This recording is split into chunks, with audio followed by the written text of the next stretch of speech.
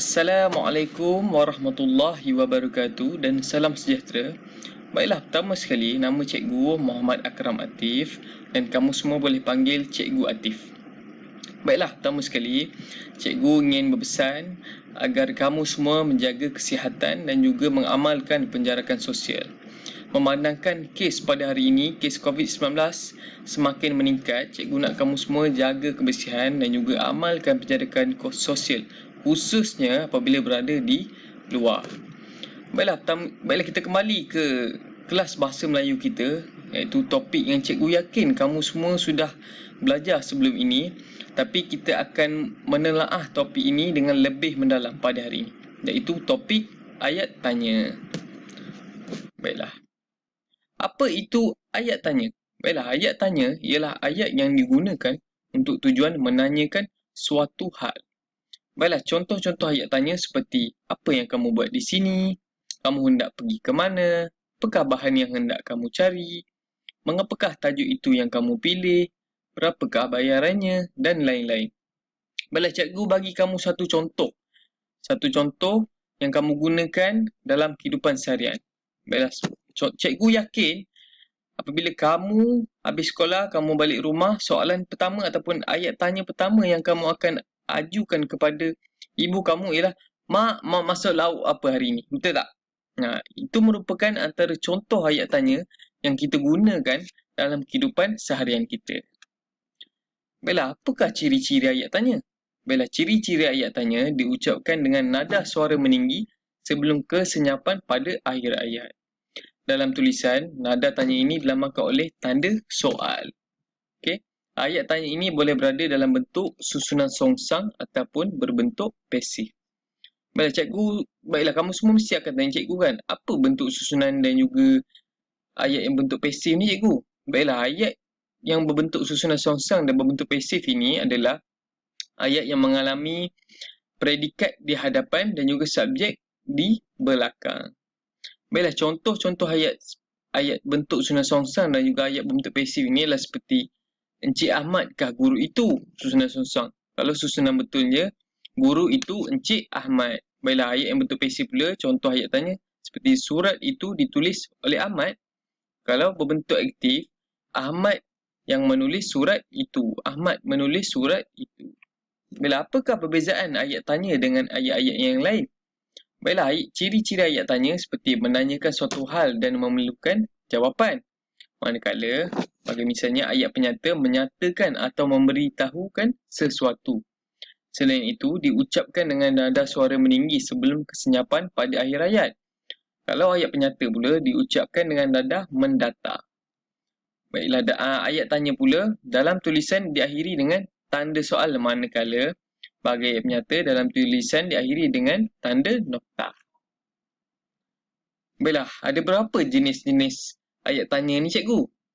Baiklah, jenis-jenis ayat tanya ini terdapat 5 jenis-jenis ayat tanya yang perlu kamu hafal dan kamu ingati. Baiklah, pertama sekali ayat tanya dengan kata tanya. Yang kedua, ayat tanya tanpa kata tanya. Yang ketiga, ayat tanya tertutup. Yang keempat, ayat tanya dengan partikel kah. Dan juga yang kelima, ayat tanya terbuka. Baiklah, cikgu akan beri kamu kata kunci untuk kamu mudah memahami jenis-jenis ayat tanya ini. Tapi terlebih dahulu, cikgu akan menerangkan setiap jenis-jenis ayat tanya. Baiklah, pertama sekali, ayat tanya dengan kata tanya. Baiklah, ayat tanya dengan kata tanya menggunakan kata tanya seperti siapa, apa dan mengapa. Ayat tanya dengan kata tanya pula terbahagi kepada dua, iaitu ayat tanya dengan kata ganti nama tanya dan juga ayat tanya dengan frasa sendi nama tanya. Baiklah, apakah ciri-ciri ayat-ayat tanya dengan kata ganti nama tanya dan juga ayat tanya dengan frasa sendi nama tanya? Baiklah, pertama sekali, ayat tanya dengan kata ganti nama tanya menggunakan kata tanya seperti siapa, apa dan mengapa. Contoh ayat seperti, siapakah nama awak?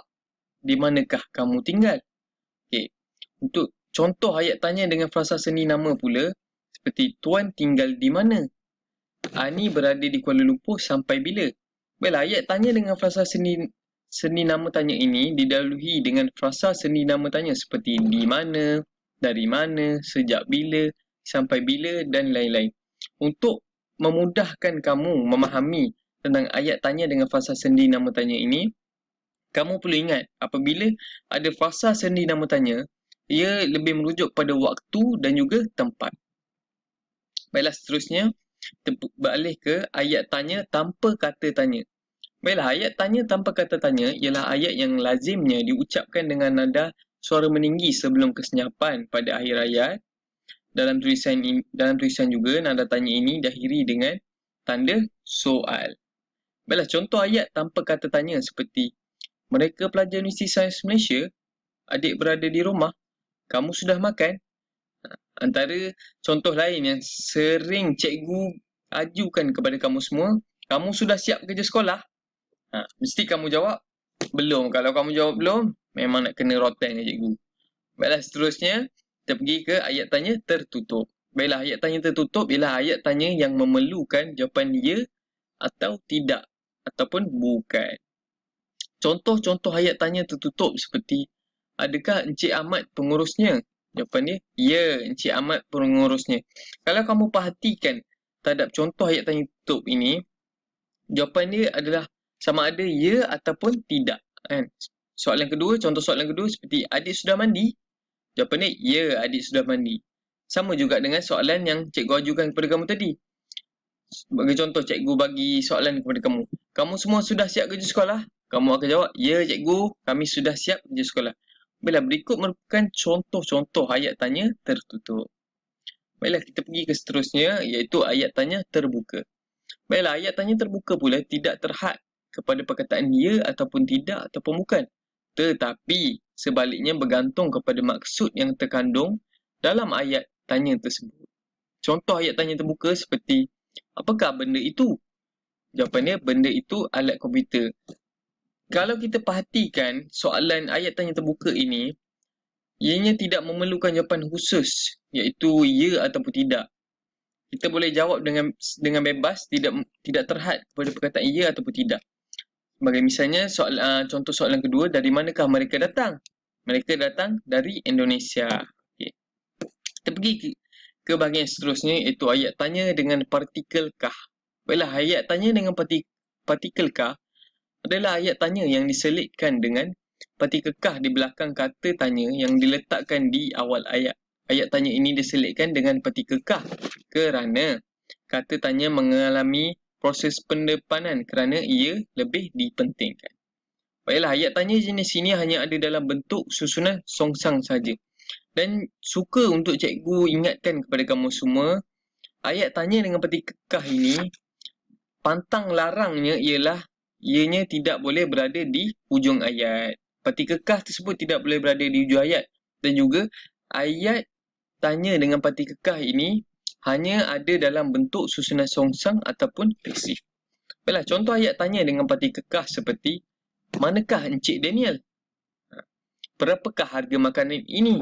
Siapakah nama kamu? Kalau kamu perhatikan contoh-contoh ayat tanya dengan partikel kah ini, kesemua partikel kah berada di hadapan ayat, bukan di hujung ayat.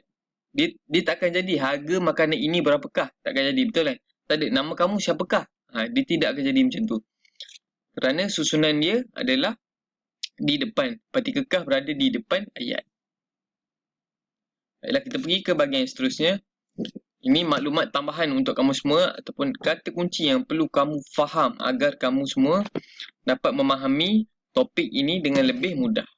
Baiklah, pertama sekali, ayat tanya. Kata ganti nama tanya apa tidak boleh digunakan untuk menanyakan nama manusia.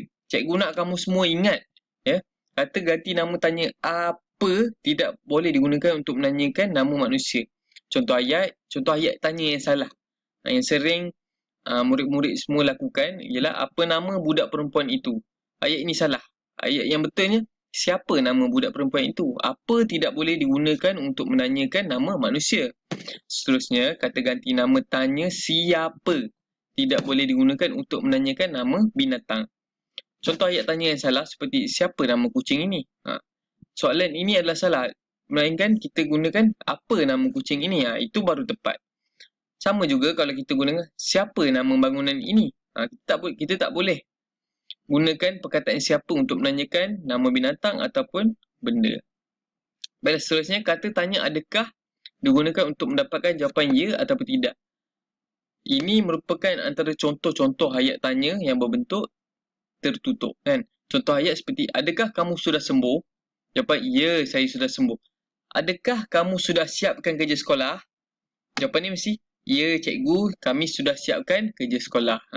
Jadi, perkataan adakah ini digunakan untuk mendapatkan jawapan ya ataupun tidak.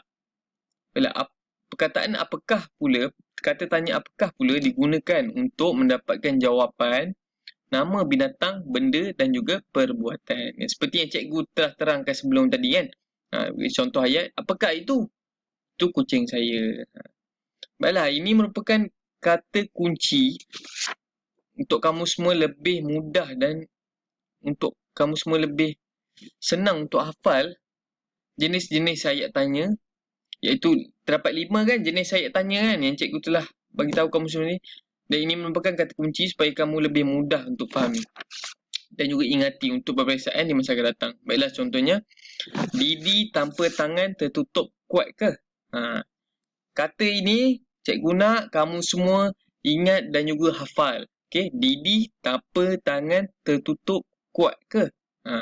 Baiklah, Didi, huruf D merujuk kepada ayat tanya dengan kata tanya. Kamu ingat kalau D dengan. Okey, Didi D dengan. Okay, maknanya ayat tanya dengan kata tanya. Okeylah. Didi tanpa. Apa itu tanpa? Ayat tanya tanpa kata tanya. Kan? Tadi D itu dengan, kan? Ini tanpa ayat tanya tanpa kata tanya. Baiklah, seterusnya tangan. Cikgu nak kamu semua buat macam ni. Tangan. Okay, kan? Tangan ini terbuka tak? Tangan terbuka. Macam ni, kan? Terbuka. Kita menerima tangan dengan hati yang terbuka, kan? Contoh, kan? Hati yang terbuka. Tangan terbuka. Jadi maknanya ayat tanya terbuka. Okay. Seterusnya tertutup. Tertutup maknanya kamu buat tertutup macam ni, kan? Tertutup.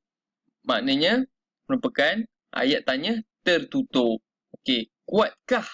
Kah, kamu kena ingat. Partikel kah ada di ujung tu, kan? Maknanya ayat tanya dengan partikel kah. Balas. Mari kita semua sama-sama kita buat. Didi tanpa tangan tertutup kuatkah? Didi ayat tanya dengan kata tanya. Tanpa ayat tanya tanpa kata tanya. Tangan ayat tanya terbuka. Tertutup ayat tanya tertutup. Kuatkah ayat tanya partikel kah. Baiklah, seterusnya kita akan beralih ke bahagian aktiviti topik kita pada hari ini, iaitu ayat tanya. Baiklah, cikgu nak kamu semua menulis jawapan di ruang komen yang akan cikgu sediakan sebentar lagi untuk setiap jenis-jenis ayat tanya yang terdapat dalam gambar slide yang slide cikgu berikan ini. Baiklah, contohnya cikgu nak kamu bagi jawapan, nanti kamu tulis di ruangan komen, kamu tulis soalan, kamu salin balik soalan ni. Contohlah, contoh kamu salin balik soalan, Ahmad mahu buku latihan dan alat tulis. Kamu salin soalan tu dekat ruangan komen. Kemudian kamu buat noktah bertindih, kamu tulis terus jawapan. Bagi contoh, cikgu bagilah satu jawapan untuk soalan, maknanya kamu dah ada 5 soalan dah tinggal, kan. Ni ada 6, cikgu bagi jawapan untuk satu soalan. Ahmad mahu buku latihan dan alat tulis. Jawapan dia adalah ayat tanya apa? Ahmad mahu buku latihan dan alat tulis. Ayat tanya apa? Ayat tanya tanpa kata tanya. Maknanya nanti kamu salin balik soalan, kamu buat nota bertindih dan kamu terus tulis jenis ayat tanya. Baiklah, terima kasih semua anak murid cikgu semua, dan cikgu berharap agar kamu semua bersemangat dan juga seronoklah dalam kelas cikgu ni, kan.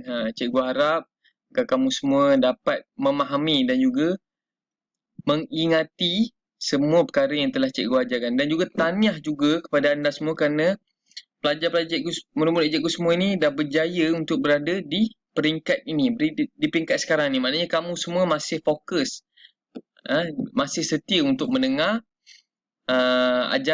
masih setia untuk mendengar ajaran yang telah cikgu berikan kepada kamu semua.